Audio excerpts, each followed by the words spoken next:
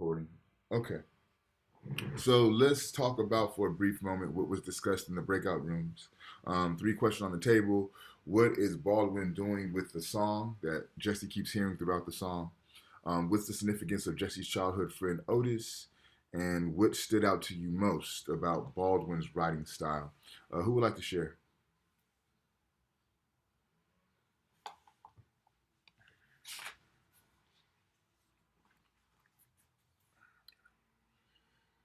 Dulce, what was talked about in your guys' group?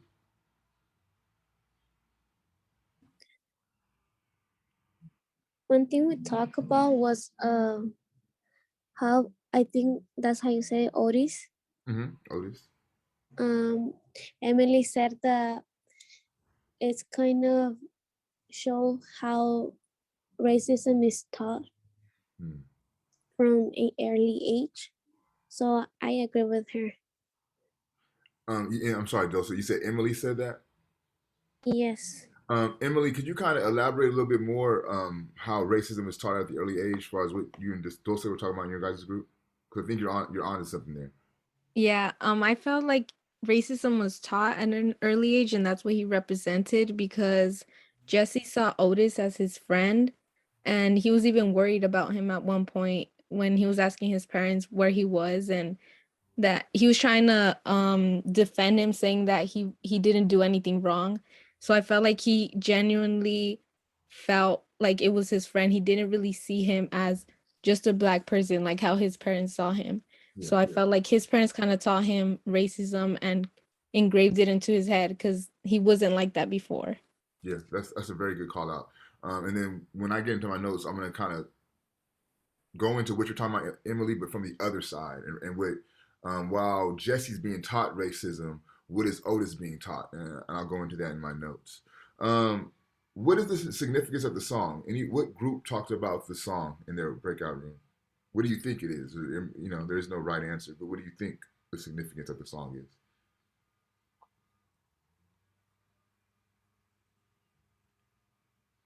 Arceli, did your group talk about the song at all? No, in my group we didn't talk about the song. We talk about the other question that they answered Okay. about the racism and stuff. What Well, we about? didn't basically talk about anything, but in my personal opinion, we talk about what they they just said about that racism is taught and stuff. But I didn't really know or nothing came up for me about about the song. Okay. Did so let me ask you this, Arceli. What stood out to you most about the writing style of James Baldwin?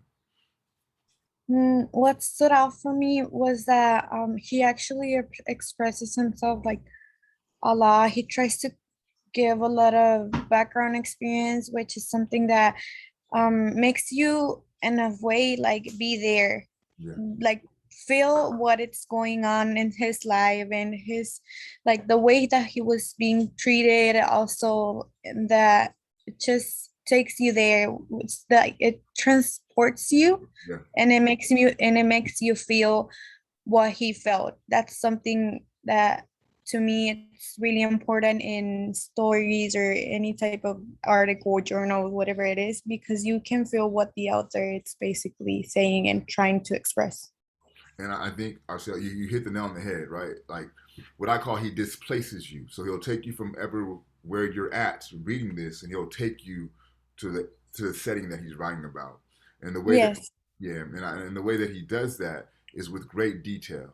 He writes with great detail. He writes about sounds. He writes about sights. He writes about smells, right? And Yes, that's something that well, since I'm a visual learning, me being able to imagine or like reading something like that, it also helps me because I can imagine. I can, and it helps me more to be able to understand a little more what's going on in the story.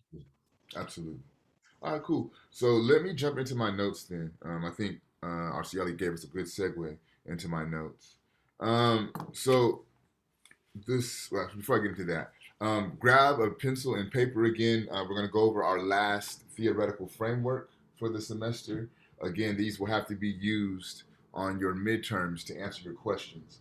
We know the first two theoretical frameworks are African American male theory, which states African people are resistant and resilient with innate capacity for brilliance. Our second theoretical framework is funds of knowledge, and we know that is, knowledge and information passed down from generation to generation that speaks to a cultural's uniqueness and provides the culture with a sense of who they are and how to navigate their place in the world. Our final framework comes from critical race theory. So the theory is critical race theory, but the framework is counter storytelling. Okay, so again, the theory is critical race theory. It's picking up a lot of attention in the news lately. But the particular tenet or the framework that we'll be working through of critical race theory will be counter storytelling. And what counter storytelling is telling stories from the vantage point not of the dominant society, but telling stories from the vantage point of those who are marginalized, those who are oppressed, those who are downtrodden. So, for example, if I were to tell the story of American discovery, I would not tell that story from the lens of Columbus, right? Because that's the dominant culture. I would tell the story from the lens of the indigenous people who were here on American soil when Columbus arrived to this country, right? So that's the counter narrative. Does that make sense to you? Yes, it really makes sense. Okay. Can somebody provide me just a quick example of a counter storytelling? I gave you this example of a Columbus. What's another way that you could investigate a counter storytelling?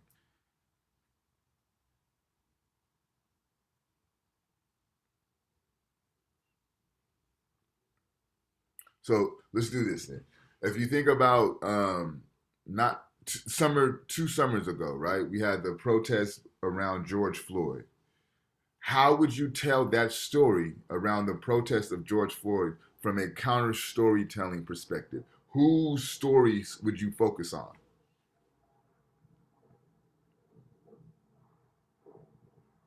Jaime, whose stories do you think you would focus on if you're going to tell the protest of George Floyd's story?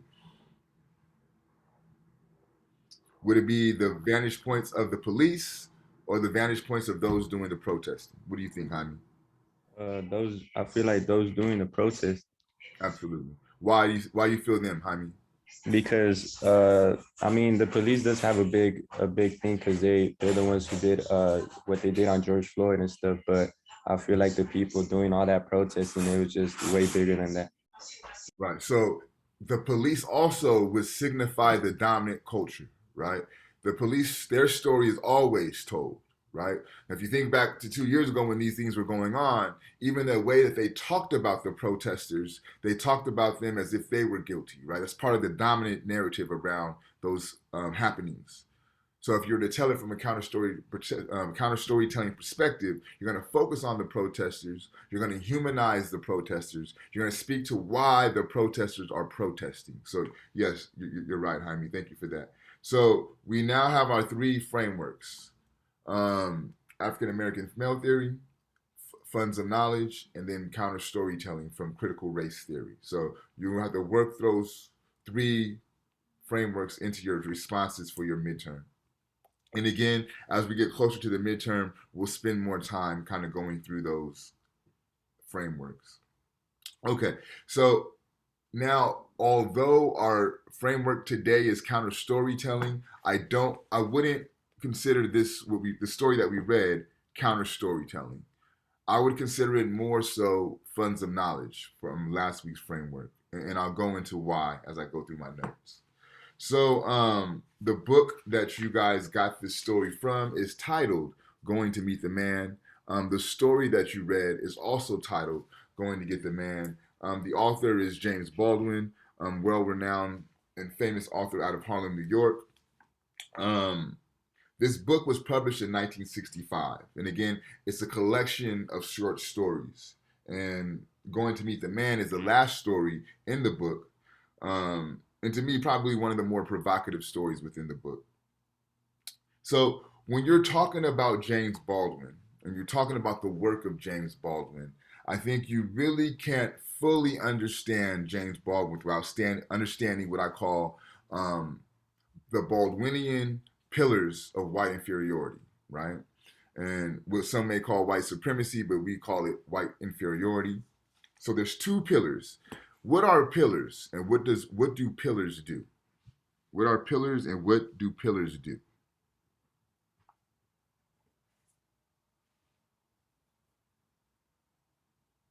Ricardo, what's a pillar, and what do pillars do?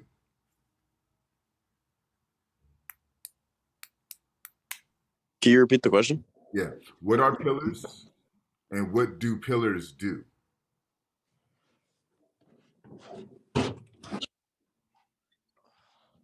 Pillars like the they're like, well, the foundation. The foundation of like a building, and is what like enforces everything and holds everything together. It holds everything up. Yep. Yeah. It's the foundation. It's a great way of putting it. So I'm saying, what I'm articulating to you are, in Baldwin's eyes, the pillars of this system that we call white inferiority, right? So what are the two things that hold this system up? And he argues the two things are the maintenance of white innocence, right? So the need to maintain white folks' innocence at all costs is one pillar. The second pillar is the white imagination, okay? So these are the two apparati that hold up this structure that we understand to be white inferiority. So if you think about the white imagination, I think you get a quintessential understanding of what the white imagination is if you do a deep dive into Hollywood. Because what is more depictive of the imagination of white folks than movies, right? And Hollywood in particular. Is anyone familiar with the film Birth of a Nation? Anybody heard of that before? Hey, what again? The film Birth of a Nation? It's like old 1900s film. I want to say like 1919, something around there. Essentially, Birth of a Nation is a film by D.W. Griffith. Is recognized as one of the greatest films in American cinema. If you take any type of film class, they typically start off the class with that film, okay? The premise of the film is the segregated South. They have just gone through what's called Reconstruction. So the war is over, and now black folks are being able to mobilize themselves in political office, okay? D.W. Griffiths writes this as a problem. And because black folks are in office now, black people that throughout the community are running rampant, raping white women, and causing all type of havoc, right? Not only is that going on, the black folks who are occupying spaces in office are very much taking advantage of their position. They're not doing any type of work. They're depicted as having their feet up on the desk of Congress, which is ironic, especially seeing what happened in January of last year. They're pictured eating watermelon, eating fried chicken, and these very stereotypical tropes. But the main conflict of the story is black men's desire to rape white women. And what ends up happening is a black man is in pursuit of a white woman to rape her, and instead of getting raped, she throws herself off a cliff. Now, this spawns the rebirth of the Ku Klux Klan. And the Ku Klux Klan are depicted as the heroes to come in and save the day, right? So again, this is a movie that was produced by D.W. Griffith, widely recognized as one of the greatest films in American cinema. Now again, going back to Baldwin and this idea of the white imagination, right? And you see that at play in this in this movie called Birth of a Nation. They lay it all out. The fear of black folks coming into power, the fear of black men raping white women, right? These are all these things that are spurning in the imagination of white men in particular. So this is an understanding or a way to conceptualize what Baldwin is saying when he says the white imagination, right? So that's one pillar. The second pillar is the maintenance of white innocence. So no matter what they do, no matter what is done to people, right, we have to maintain their innocence, okay? So he says these work hand in hand to uphold this structure called white inferiority. how white innocence may look, right? And how they maintain this. We talked about George Floyd last summer, right? George Floyd was one of many individuals who lost their lives due to the hands of the police. It's homicide. No other way to compartmentalize that. There's no other way to depict it. It is what it is. Those are homicides. They murdered people, right? But what happens is you go to court, you go before a jury of your peers, and your peers will give the police the verdict, justifiable homicide. So whatever they did to kill this individual is justified, right? Because of the position they occupy as police. And more importantly, it's justified by the white imagination. It's justified by the white imagination because they always say, I was in fear of my life. I pulled the trigger because I was in fear of my life. I reached for the gun instead of my taser because I was in fear of my life. I was confused. I went to the wrong apartment, and I shot him because I thought somebody was in my apartment, and I was in fear of my life. Right. So no matter the circumstances, you have a bulletproof vest, you have guns, you have handcuffs, you have a taser, you have a baton. Right. So tactically, you have more means to protect yourself and to secure yourself than these black men, these black women, and these black children. Right. But you are in fear of what they may do to you, even though you're the one with the gun, right? So this imagination of black destruction, black vengeance, right? Black physical, the desire to physically harm white people, they imagine this. And it plays out in real life in circumstances where police have to interact with the black community.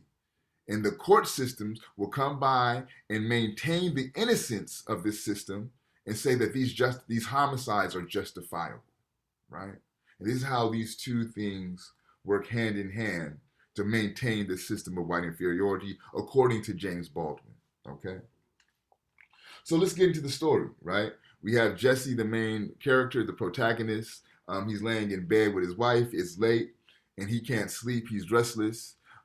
He's unable to perform his duties as a man, right? And he's thinking about the issues that he's faced throughout his day, predominantly black folks trying to register themselves in that town to vote, right? And he's forced to kind of keep this in line, okay, as the sheriff of the town, right? And I think a great depiction of the maintenance of this innocence was on page 233. He has the young man in the cell, and he won't stop them. He won't make them stop singing, and Jesse's trying to make them stop singing. And Baldwin writes it like this, and I think it's interesting. It says, his foot leapt out. He had not known it. He had not known it was going to, right? And it caught the boy flush in the jaw. So even the way that he's writing the act of Jesse kicking the boy is as if it happened accidentally, right? Like, oh, I didn't know I was going to do that. I just kind of ended up kicking him. So again, trying to preserve and maintain his innocence, trying to ensure that Jesse is still a good guy, right? And then he says later, when dealing with that song that he keeps hearing, right? He says, they were singing to God. They were singing for mercy, and they hoped to go to heaven. And he had even sometimes felt, when looking into the eyes of some of the old women, a few of the very old men, that they were singing for mercy for his soul too, right? So not only were these black folks singing to God, not only were these black folks singing to go to heaven, to have their souls saved, these black folks were also singing to save Jesse's soul. Okay, I thought that was interesting. Then he continues on. He had never thought much about what it meant to be a good person. He tried to be a good person and treat everybody right. It wasn't his fault if the niggers had taken it into their heads to fight against God and to go against the rules laid down in the Bible for everyone to read.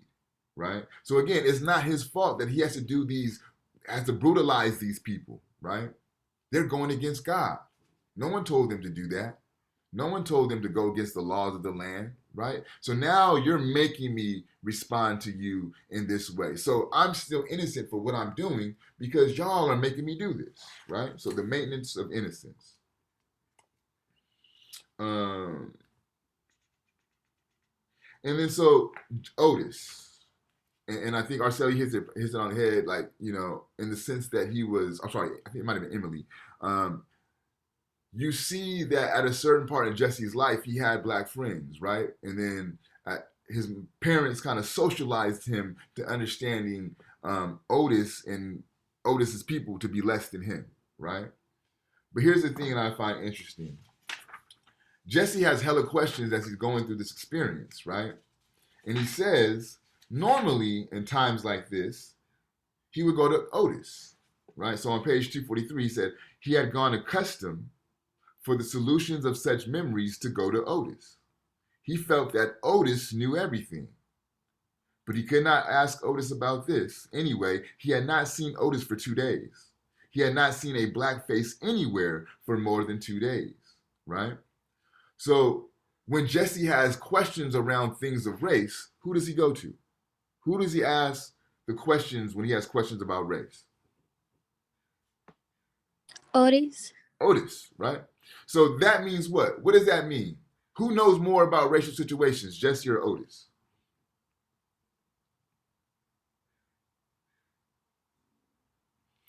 If Jesse is going to Otis to find out about racism, who knows more about racism, Jesse or Otis? Otis. Otis, right? Why do you think Otis knows more about racism than Jesse? Why do you think that is? Because black people are more discriminated or experience racism than the white people. Yep. So it's this old adage, right? That in black households, when their children get of a certain age, there's a certain conversation that has to take place. In white households, when their children get a certain age, they're talking about things like what they call the birds and the bees, right? But in black households, we don't have that luxury to have that conversation. What our conversations are around are how to act around the police, what to do when you find yourself in a racial situation, right? How to respond when someone calls you a nigger at school, right? These are the conversations that we have. So for our survival, we're dependent upon being aware of these circumstances, right? Where, to Dulce's point, to where if you're not being discriminated against like this, you don't have to learn that, right? What you're taught, to Emily's point, is how to be a racist, right? You're socialized into that construct. But so for survival, black folks are teaching their children on how to deal with racism. So therefore, when Jesse and Otis hang out, and Jesse has questions about racial issues, Otis has answers because Otis's family is telling him, right? Otis is seeing what's going on, right? Otis knows when there's something happening on in the town, we might not need to be on the street, right? Because his survival is dependent on it. And then we get the big unveil of the story that we're going to a picnic. Who knows what a picnic originally meant? Actually, let me rephrase this question. What is the main event of this story? What's the main event? It's a large part of American history. What's the scene at the end of the story?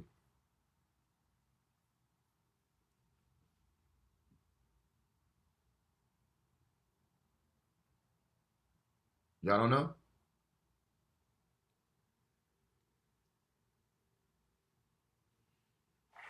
They were killing a black person. But how? In what particular way? Because that's important. I think they were burning him alive. They hung him first, and then that's what's called a lynching. Okay. So the original term or the original meaning for the term picnic right? Because on page 242, he says, starting at 241, is that where they got him now? Asked Jesse's father. By this time, there were 3 cars piled up behind the first one, with everyone looking excited and shining. And Jesse noticed that they were carrying food. It was like a 4th of July picnic, right? So this term picnic, the original meaning for this term was literally what is described in this story. Everyone in the town going out to observe and watch a lynching. In fact, picnic was short for pick a nigga and hang him or her, right? This is where you get picnic from. And it was just like going to a baseball game, right? It's like an entertainment, a sporting event, right? So this is where we get this term picnic. And then, Jesse, he doesn't ask it, but he's wondering, right? This man who's hung, this man who's burned, this man who was castrated, this man who was dismembered, what did he do? And he asked it like 3 times. What did he do? Right? So it can't be that these people who are doing these things are so savage and human, right? That it has to be he's done something. So what did he do? And if you read closely, you know that the man who's being hung, the man who's being burned, the man who's being dismembered, he knocked down an elderly white woman, right? And I'm sure it was an accident, and that was taken as an offense that would justify him being lynched. But again, this question, what did he do? It implicitly symbolizes the innocence of the white folks who strung him up on that tree and burned him, right? Because they're not doing this for no reason. They're not doing this because of racism. They're doing this because he's done something. And then also, I couldn't help but read this as a passing down of tradition, right? Jesse's dad is taking him to go see this. This is a picnic that you would never forget, right? He never loved his father more than after that day, right? His mother had never looked more beautiful than when she was watching the man being burned, right? So it's the family is gathered around this event, right? The family is being drawn closer to one another because of this event. The community feels closer and drawn to one another because of this event, right? And then he ends towards the end of the story. As we know, the man is burnt, and we have the scene of him being castrated with a knife. And then Baldwin says, whatever the fire had left undone, the hands and the knives and the stones of the people had accomplished.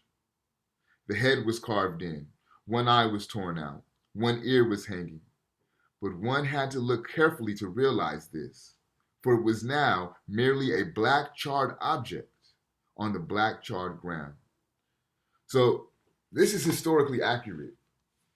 When they would have these social events, the audience would leave with souvenirs, right?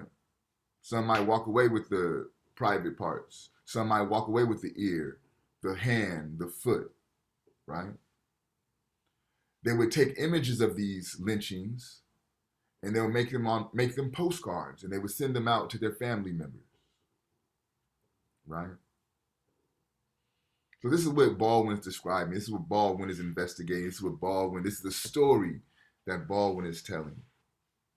And I find it interesting because what he's doing is he's writing white folklore, right? He's talking about how they pass down their traditions of hate, of bigotry, right? Of violence. And again, he's getting to this question of inhumanity, right? Because, and this is where I will say that the counter storytelling comes in. Because if you look at dominant culture and this question of inhumanity as it pertains to race, the inhuman is always positioned as the black or the brown people, right? But what Baldwin is doing is writing how the inhumanity of white looks, feels, sounds, and smells like, tastes like, right? Through this act of the picnic. It ensures their inhumanity by the way that they act. And to me, that's part of the brilliance of James Baldwin. He's attentive to how this system of white inferiority not only negatively impacts black folks, but more importantly, how it negatively impacts white folks also, right? So we'll end my notes there. Let's see. It's not a lot of y'all, so we'll get through this fishbowl and answer any questions that you guys may have, and we'll call it a day. Has anyone not fishbowled twice already? And if so, does anyone want to volunteer? Can I do my second one? Yep, sure. Got you, Emily. Group A. Emily, anyone else want to volunteer? All right, so I'll call that random. Alyssa, are you prepared to fishbowl today? I already went twice. Okay, I thought so. I wasn't sure. Thank you, Alyssa. Thank Jaime, are you prepared to fishbowl today? I went twice, but yeah, I'll go. I'll go. Let's see if we don't have anybody who has not went twice, and then if so, I'll throw you in Jaime. Okay? All right, for sure. Arceli, have you went twice already for your fishbowl? I just went one time. Do you want to go today? Are you prepared to go? Can I add like a comment about anything? Yeah, absolutely. Okay, great, then yeah. Okay, so we'll have you, and we'll get one more. Aaron, have you fishbowled twice or at all this semester yet?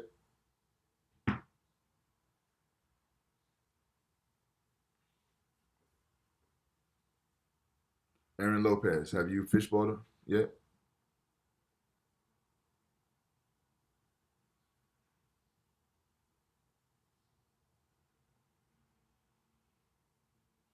So Aaron, we'll use this as your pass. This will be your one pass for the semester. Ricardo, have you fishbowled? Yeah, I went twice already. Okay. Dulce, have you fishbowled twice? No, I haven't. Are you prepared to fishbowl today?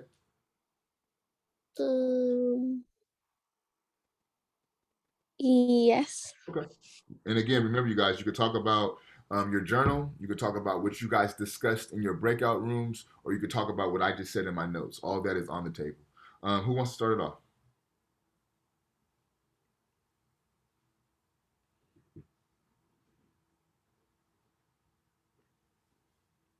We have Emily, Arcieli, and Dulce. I'll go first. Okay. One thing that stood out to me was the beginning of the story, how he wasn't able to sleep. I feel like a lot of his actions were kind of tormenting him. And personally, that reminded me of one of my mom's friends. She works at an elderly home, and she's told us a lot of stories about how white elderly people, when they are in their deathbed, they tend to use the nurses as to confess what they've done in the past. And one of them specifically told my mom's friend that one of her friends, quote, was Black, and she said that he raped her because of he didn't want to do something that she said, and that caused him to be lynched. And she felt like it was kind of useless to now confess that when she's in her deathbed, because all of that time had already passed, all of the bad things had already passed, and now since she was about to die, she felt like it was okay to just confess what she did in the past. And that's kind of what it reminded me, how I guess it torments them, but they don't do anything about it. They kind of just let it happen until the very end. Yeah, I want to talk about that. I'm going to circle back to Emily because you bring up a good point. Arcieli or Dulce? Can I jump in it too? Yeah, go ahead, homie. Absolutely. Okay. I don't know if someone else wants to go first, but if I could go first, then I'll go first. Go ahead, man. can we share something? Just maybe it doesn't have to do with the reading. Yeah, that's fine. Oh, so I went to a high school where mostly the students were Hispanic. So every time we were going to have a field trip, and we were going to an area where there's a lot of white people. They the teachers always had this conversation with us that maybe when we got there, people will start looking at us differently, and we don't have to feel bad for it. So I feel like the conversation is kind of. I saw the movie The Hate You Give, and how the father had the conversation with the Mhm. with the children, how to behave in front of police. So I feel like that was the conversation with that's saying we don't have to feel bad because people start looking at us differently. And I don't know, but that made me feel like I'm in a place where people think that I don't belong here. Mhm. So everyone goes to I don't oh, oh my god, I don't know how to say If it it. helps, you can say it in Spanish. Um no, it's just I don't know how to put the sentence together, Okay. but I don't say I think it's black people go through the racism more violent, violent, como violento, more. I don't know how to say that in English. Violent. Basically, like to go through it worse. Yeah. Yeah, Yeah. And Okay. and there's a but violence also that comes with it too, I hear. yeah, Yeah. Yep. Good point, Dulce. Oh, okay. I'll go next.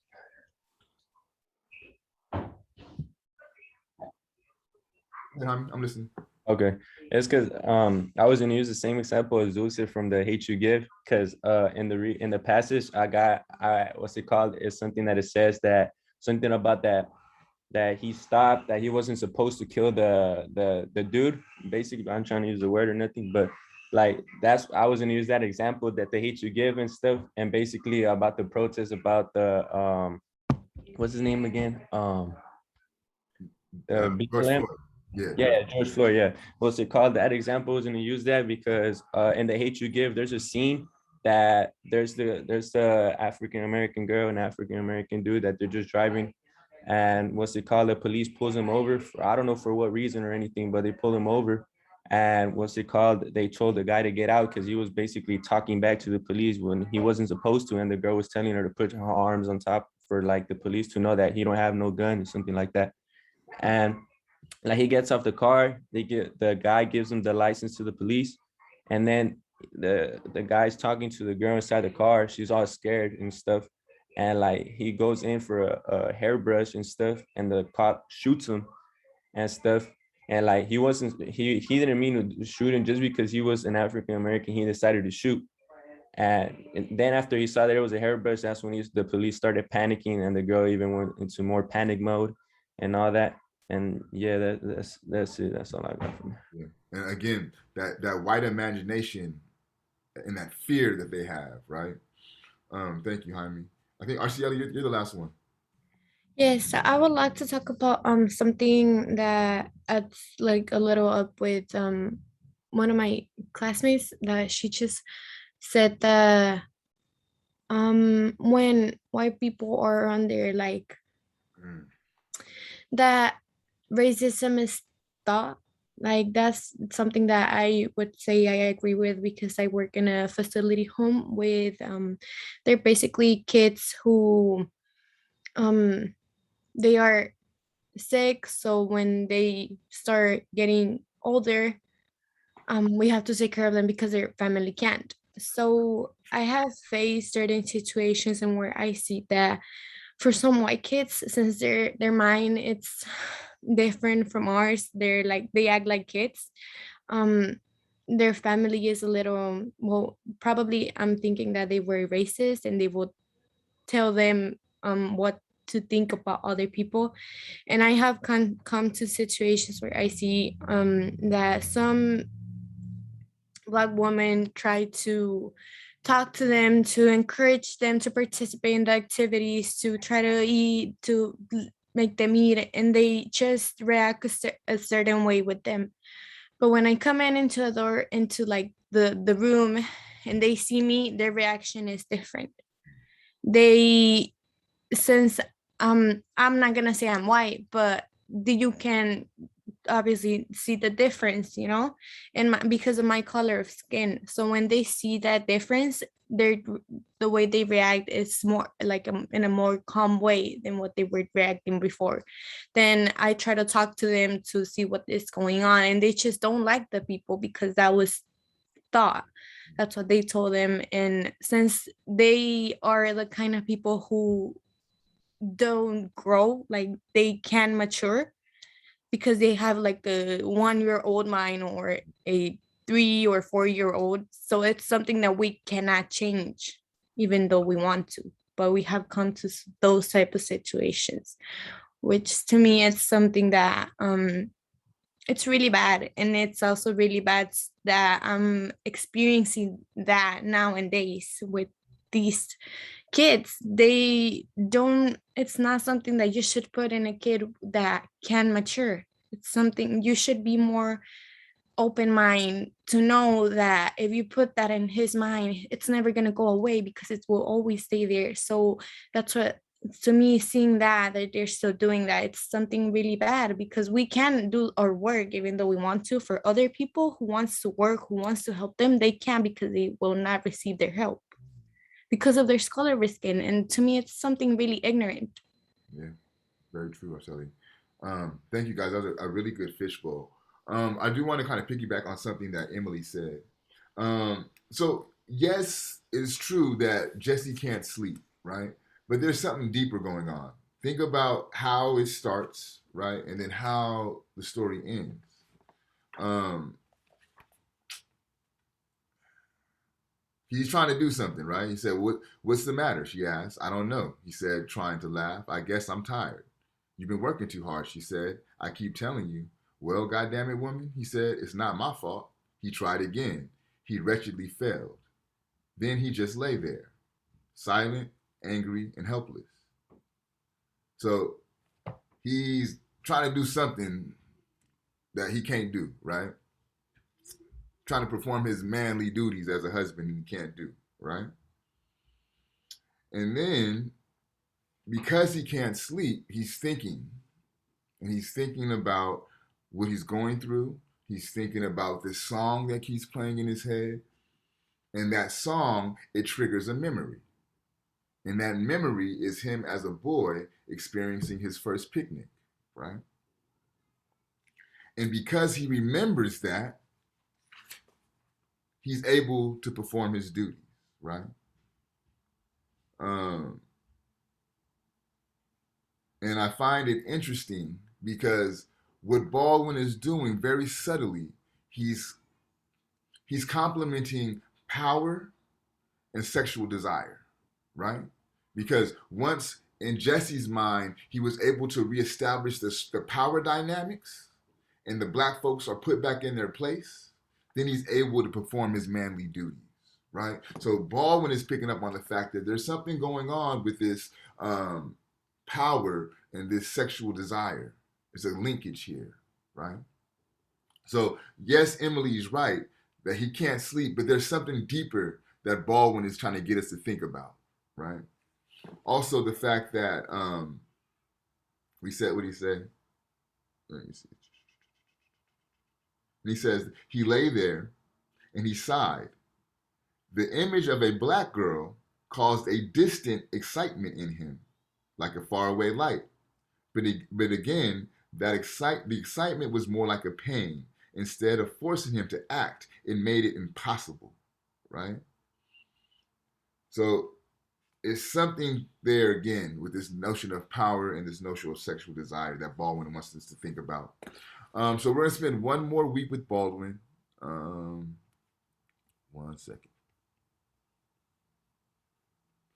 We'll have one more week with Baldwin. We'll have a midterm review, and then we'll have our midterm.